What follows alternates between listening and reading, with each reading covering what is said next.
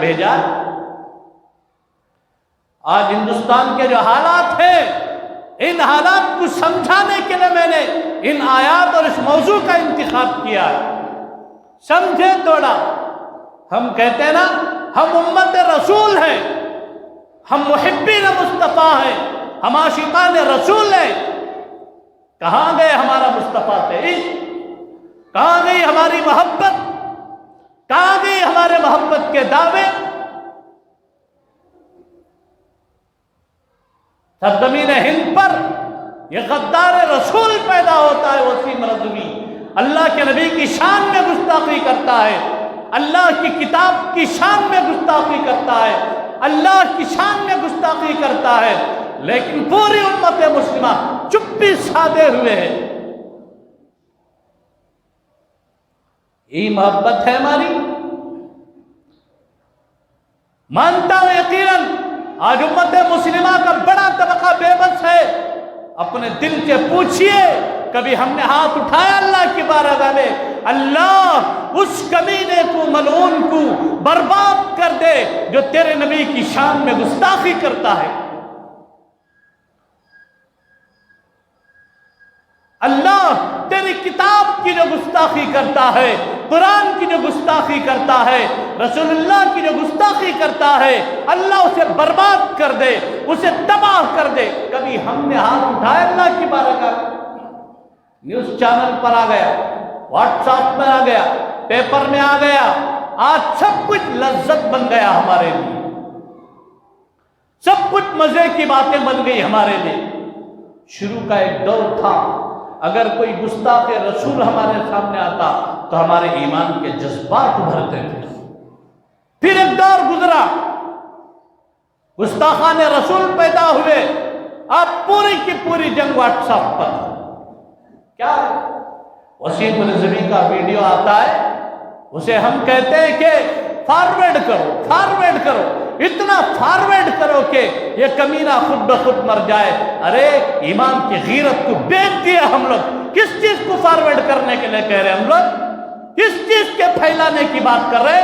اگر کوئی ایک کمینہ، اگر کوئی ایک شیطان ناپاک ملعون، اگر کوئی فرعون کی ناجائز اولاد، اگر کوئی نمرود کی ناجائز ذریت، اگر کوئی حامان، ابی بن خلف، عتبہ بن شیبہ کی ناجائز ناپاک اولاد، اگر کوئی شان رسالت میں گستاخی کرتا ہے اور ہم واٹس ایپ کے ذریعے سے یہ بات کہتے ہیں کہ اسے شیئر کرو، آگے پھیلاؤ، کیا ہمارا ایمان بڑھ گیا ہے؟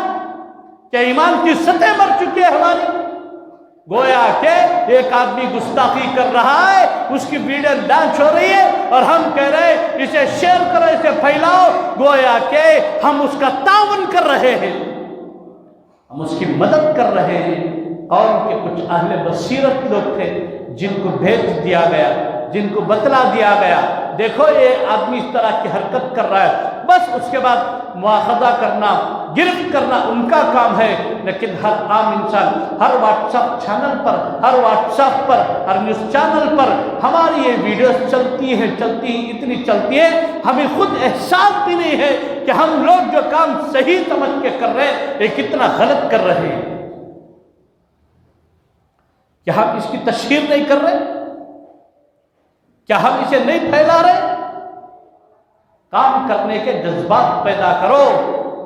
پوری جنگ واٹس ایپ پر نہیں ہوتی، پورا کام سوشل میڈیا پر نہیں ہوتا۔ آج امت مسلمہ کی بربادی کے لیے، آج امت مسلمہ کی ہلاکت و تباہی کے لیے سب سے بڑا جو ہتھیار یہود و نصارہ کے پاس، کافر و مشرکین کے پاس اگر کوئی ہے تو پھر وہ multimedia set mobile network ہے، انٹرنیٹ کا استعمال ہے۔ غلط چیزوں کا استعمال اتنا عام ہو گیا، ہمارے دلوں پر جو تک نہیں رہتی کہ ہم کر کیا رہے ہیں۔ نبی پاک صلی اللہ تعالیٰ علیہ وسلم کی شان میں گستاخی کرتے ہوئے ابو لہب نے کہا تبا لکا الہذا جمعتنا یا محمد، کہ یہی دن دیکھنے کے لیے رہ گیا تھا؟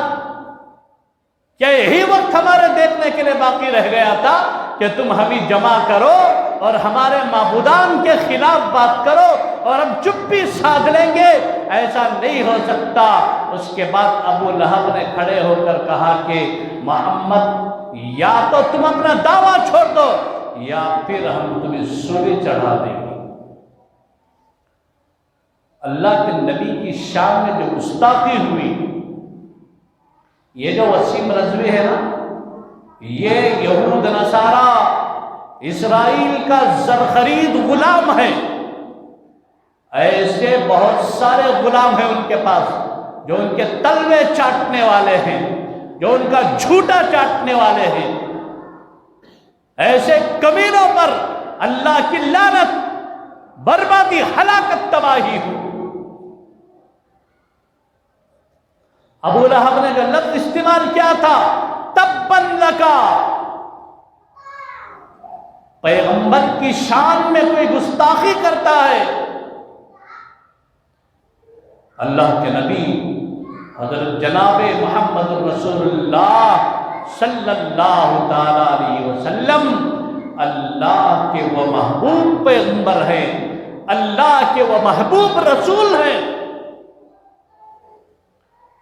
پیغمبر علیہ السلام کی تھوڑی سی تکلیف پر اللہ تعالیٰ فوراً قرآن کا نزول فرماتے ہیں۔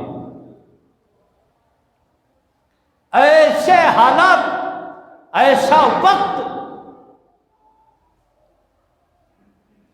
اگر میں پورا قرآن بتاتا چلوں تو کس کس حال میں قرآن نازل ہوا ہے، ایک طویل موضوع۔ پہلی مرتبہ جب دعوت کے میدان میں نکلے، کوہ صفا پر جمع کیا، تو گستاخان رسول جو کھڑے ہوئے، جو لفظ تھا، اسی لفظ سے اللہ نے تردید فرمائی۔ کیوں؟ اس وقت اب تک ابو بکر کھڑے نہیں ہوئے تھے، اب تک عمر نہیں تھے، اب تک جان نثارہ نے نبی نہیں تھے۔ جب تھے تو پھر وہ مسئلہ لگتا، جب نہیں تھے تو دفاع مصطفیٰ کا خود اللہ کرتے ہیں۔ ابو لہب کہتا ہے تبًّا لک لہذا جمعتنا یا محمد۔ اللہ قرآن نازل فرماتے تبت یدا ابی لہب وتب۔ ابو لہب تو کیا فصاحت و بلاغت جانے، میرا قرآن کا نزول ہوتا ہے جس کی فصاحت بھی اعلیٰ، جس کا طریقہ بھی اعلیٰ، جس کی عمدگی بھی اعلیٰ۔ تو کہتا تبًّا لک میرے محمد کے لیے اسی لفظ تب سے تجھے میں انکار کرتا ہوں۔ تبت یدا ابی لہب وتب۔ ابو لہب پر لعنت کے جملے ہیں اس سورت کے اندر۔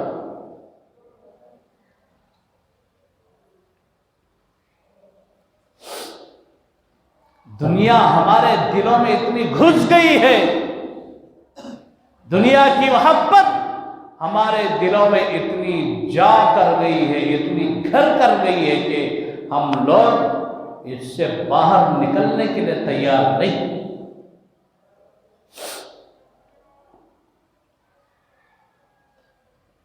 جب قرآن کا نزول ہوتا ہے تبت یدا ابی لہب وتب ما اغنی عنہ مالہ وما کسب، اور جس پر اللہ لعنت بھیجے پھر اس کا ٹھکانہ آخرت میں تو ہے، تو آخرت میں تو ہے ہی جہنم، لیکن دنیا میں اس کا انجام کیا ہوا؟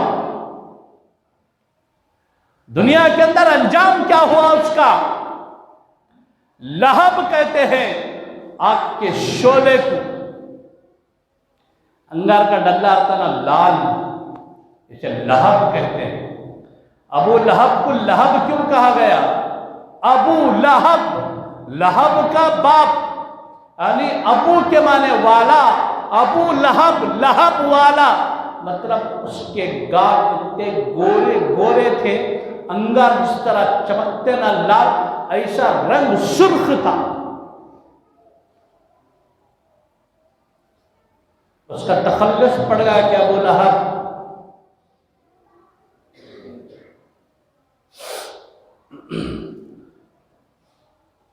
جسامت میں بھاری، طاقتور، شان و شوکت والا، بظاہر شان و شوکت والا، لیکن اللہ کی پھٹکار کے بعد اللہ نے ایک ایسی زہریلی خطرناک بیماری اسے عطا فرمائی، اس کے بعد اس کا جسم گلنا اور سڑنا شروع ہو گیا۔ المستدرک علی الصحیحین میں امام حاکم نے اس پورے واقعے کو اسی آیت کی تفسیر میں لکھا۔ ابو لہب کا پورا جسم گل اور سڑنا شروع ہو گیا۔ جب اس کے جسم کی پوری کنڈیشن برباد ہو گئی، تب اللہ نے اس پر موت کا حکم فرمایا۔ اس وقت اسے موت آئی۔ اب جب موت آئی تو اس کے جو بیٹے تھے ابو لہب کے، وہ آگے جانے کے لیے تیار نہیں۔ سامنے جا کر باپ کی میت کو بیٹا ہاتھ لگانے کے لیے تیار نہیں۔ کووڈ کے ٹائم پہ ہمارا معلوم کسی تو بھی پازیٹیو کا رپورٹ دیتے ہی فوراً بہت سارے جگہ ایسا ہوا کہ بیوی شوہر سے جدا، بیوی فیصلہ کر لی کہ کووڈ کا مریض اس کے پاس نہیں رہتی، طلاق ہو گیا۔ باپ کی میت ہے، بچے چھینے کے لیے تیار نہیں، ماں کی میت ہے،